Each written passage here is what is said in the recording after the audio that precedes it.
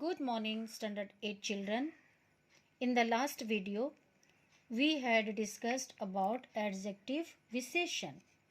Today in this video, I will teach you verb, क्रिया from lesson 13. बच्चों, प्रतिदिन हर क्षण हम कोई ना कोई कार्य करते रहते हैं.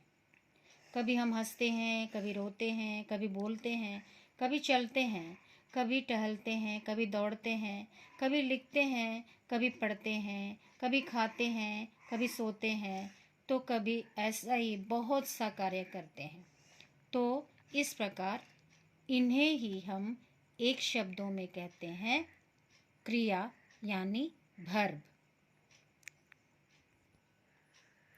तो बच्चों आइए यहाँ दिए गए उदाहरणों को हम सबसे पहले देखते हैं. जैसे धोबिन कपड़े धो रही है, सतीश कहानी लिख रहा है, यह एक तोता है, आकाश में पक्षी उड़ रहे हैं, हेमा पुस्तक पढ़ रही है, गाय हरी हरी घास चर रही है.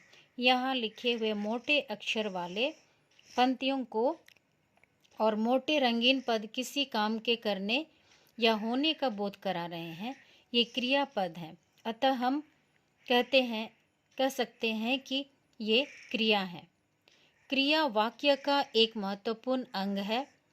वाक्य क्रिया के बिना पूर्ण नहीं हो सकता, वो अधूरा होता है.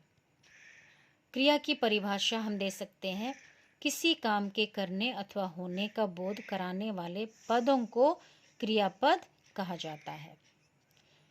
धातु.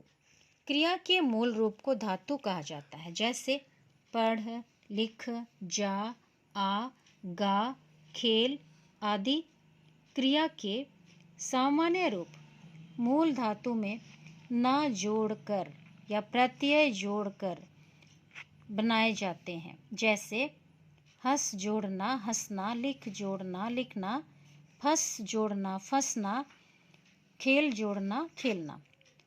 तो धातु के भेद हैं, मुख्य 2 भेद हैं, मुख्य 3 भेद हैं. सामान्य धातु.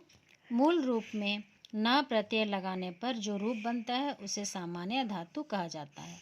पढ़ पढ़ना, लिख लिखना, जा जाना, सो सोना आदि. दूसरा है व्युत्पन्न धातु.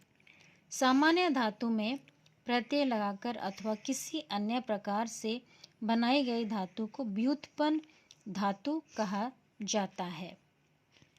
तो इस प्रकार बच्चों आगे बढ़ते हुए हम देखते हैं, यहाँ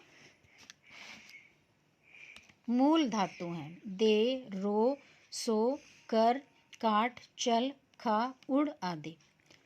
इनसे ना जोड़कर बनाए गए सामान्य धातु हैं देना, रोना, सोना, करना, कटना, चलना, खाना, उड़ना आदि.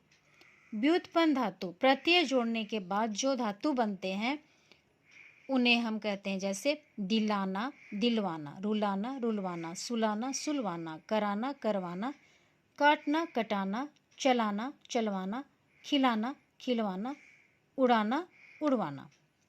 नाम धातु. तीसरा नंबर. संज्ञा, सर्वनाम तथा विशेषण शब्दों में प्रत्यय लगाकर जो धातु बनाए जाते हैं या रूप बनाए जाते हैं उन्हें नाम धातु कहते हैं. जैसे संज्ञा शब्दों से हाथ हथियाना, महक महकाना, बात बतियाना, लज्जा लज्जाना, सजा सजाना, शर्म शर्माना, लात लतियाना, फिल्म फिल्माना आदि. विशेषण शब्दों से गर्म गरमाना, दुहरा दुहराना, लंगड़ा लंगड़ाना, चिकना चिकनाना. सर्वनाम शब्दों से आप अपनाना. क्रिया के प्रकार. इस प्रकार क्रिया के प्रमुखता 2 प्रकार होते हैं.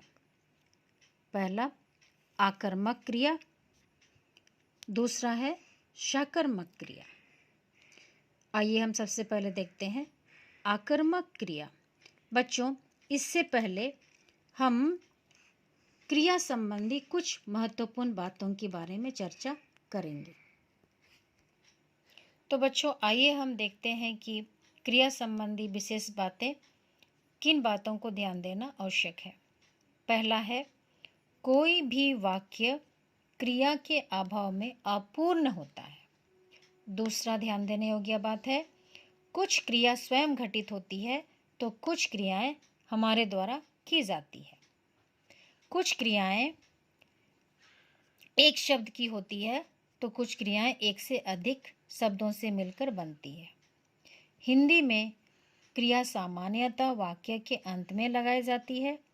एक वाक्य में एक से अधिक क्रियाओं का भी प्रयोग किया जाता है। आकर्मक क्रिया। नीचे लिखे वाक्यों को ध्यानपूर्वक पढ़िए। जहाज उड़ रहा है, शीतल भाग रही है, रमन सो रहा है। इन वाक्यों में आपने देखा कि उपर्युक्त वाक्यों में उड़ रहा है, भाग रही है तथा सो रहा है क्रिया का कोई कर्म नहीं है, ये स्वयं घटित हो रही है तथा इनके व्यापार और फल दोनों ही कर्ता में है, अतः ये आकर्मक क्रियाएं हैं। अतः हम कह सकते हैं कि जिस क्रिया का फल कर्म पर ना पड़कर कर्ता सीधे कर्ता पर पड़ता है उसे आकर्मक क्रिया कहते हैं। इसमें किसी कर्म की आवश्यकता नहीं पड़ती है, जैसे उठना, बैठना, रोना, जागना, आना, जाना, हंसना आदि। आकर्मक क्रिया को पहचानने के लिए आपको क्या और किसे लगाकर प्रश्न करना चाहिए। दूसरा भेद हम देखेंगे, साकर्मक क्रिया यानी कर्म के साथ। निम्नलिखित वाक्यों को ध्यानपूर्वक पढ़िए। मजदूर मकान बनाते हैं, बालक निबंध लिख रहा है, पिताजी समाचार पत्र पढ़ रहे हैं। इन वाक्यों में बनाते हैं, लिख रहा है, पढ़ रहे हैं क्रियाओं का फल क्रमशः मजदूर, बालक तथा पिताजी पर ना पड़कर मकान, निबंध तथा समाचार पत्र पर पढ़ रहा है। अतः ये क्रियाएं साकर्मक हैं क्योंकि इनमें क्रियाएं की जा रही है। अतः कहा जा सकता है कि जिन क्रियाओं में कर्म उपस्थित रहता है उन्हें साकर्मक क्रिया कहा जाता है। कुछ अन्य क्रियाएं इस प्रकार हैं। इनके अन्य भेद हैं। पहला है सहायक क्रिया, दूसरा है संयुक्त क्रिया, तीसरा है अनुकरणात्मक क्रिया, चौथा है प्रेरणात्मक क्रिया और हम पांचवा देखेंगे पूर्वकालिक क्रिया, प्रेरणार्थक क्रिया, पूर्वकालिक क्रिया और सहायक क्रिया। इसके पहले हम देखेंगे 6 नंबर में यहाँ होगा नाम धातु क्रिया। पहला सहायक क्रिया, वाक्य में मूल क्रिया के अतिरिक्त जो अन्य क्रियाएं प्रयोग की जाती है उन्हें सहायक क्रिया कहा जाता है। जैसे वह अब तक लिख चुका होगा, मैंने पत्र पढ़ लिया है, स्त्री रोती है। उपर्युक्त वाक्यों में लिख क्रिया के साथ चुका होगा, पढ़ क्रिया के साथ लिया है तथा रोती क्रिया के साथ है सहायक क्रियाएं हैं। ध्यान दें, पहली क्रिया प्रमुख क्रिया है और दूसरी सहायक क्रिया है। लिख पहली क्रिया है और चुका होगा दूसरी क्रिया है। तो सहायक क्रियाएं वाक्य में 2 प्रकार का कार्य करती हैं। पहला कार्य क्रिया के अर्थ में विशेषताएं लाती है और दूसरा क्रिया का काल बताती है।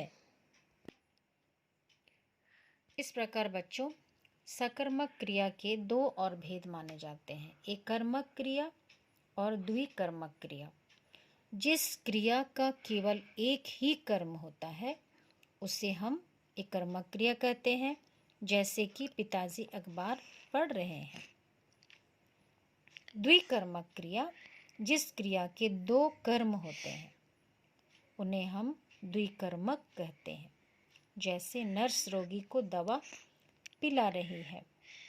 यहाँ सकर्मक क्रिया की पहचान के लिए आपको क्या तथा किसको लगाकर प्रश्न पूछना पड़ेगा। तभी आपको सकर्मक क्रिया की पहचान होगी। So children, in this video, this much only. In next video, we will continue the chapter. Thank you.